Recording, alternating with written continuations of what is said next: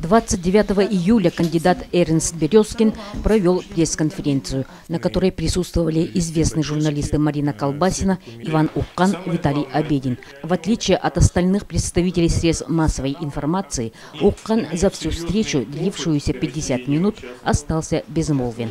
Зато у остальных накопились вопросы к претенденту на пост главы Якутии. Эрнст Березкин был в великолепном расположении духа, отвечал подробно, только вот насчет административного давления и использования административного ресурса при сборе подписей отдельными активистами не стал делиться подробностями. Возможно, этот шаг оправдан. Осторожность в высказываниях, пока ЦИК не вручил удостоверение кандидата, не помешает. А то, видите ли, язык до Киева доведет, а там, сами знаете, не сладко.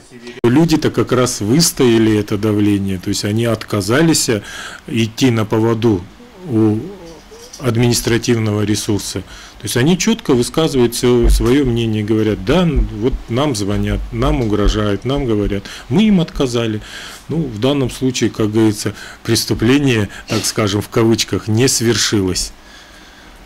Вот если бы произошла бы ситуация, что кто-то бы дрогнул, пришел бы ко мне и сказал бы: извините, Эрнст Борисович, вот я вам все это подписал, но в связи с тем, что на меня надавили, я задним числом подписал там кому-то другому, поставил подпись, тогда бы, наверное, мне пришлось бы вот уже обращаться куда-то и тому подобное. А сейчас, если человек просто говорит, ну, были звонки, были встречи, я отказал, значит, как говорится, давление не возымело действия, человек остался со своим мнением, ну и слава богу. На мой вопрос, не исключает ли Эрнст Борисович возможности отказа Центра избиркома в регистрации его как кандидата по ряду причин, человек с символом из березового листа сказал следующее. Ряд причин может быть только один. Мои документы уже проверили, состоялось заседание рабочей комиссии. Она собиралась вчера, просмотрели листы поддержки.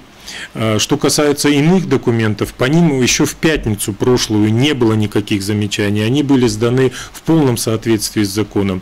По листам поддержки ЦИК высказал замечания по нескольким листам, по ним они сделают опрос. Ну, там 6 листов, как бы не то, что вызвали сомнения, там есть, ну, какие-то неточности.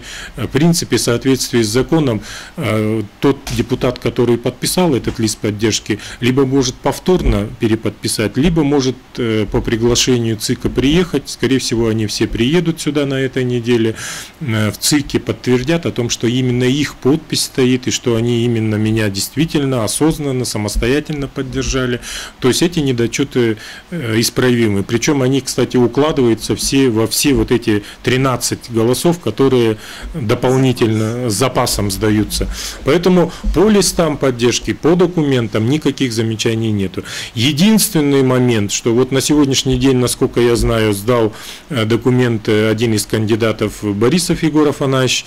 Соответственно, его листы поддержки тоже будут занесены в базу данных, и произойдет сверка. Нет ли депутатов, которые дважды поставили подписи, и мне, и Борисову.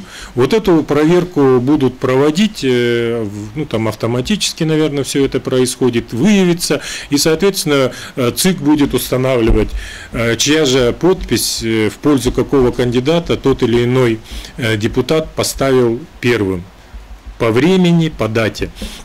Но я хочу обратить внимание, что вот когда мы собирали, я самым первым начал сбор подписей, это можно даже по датам проследить.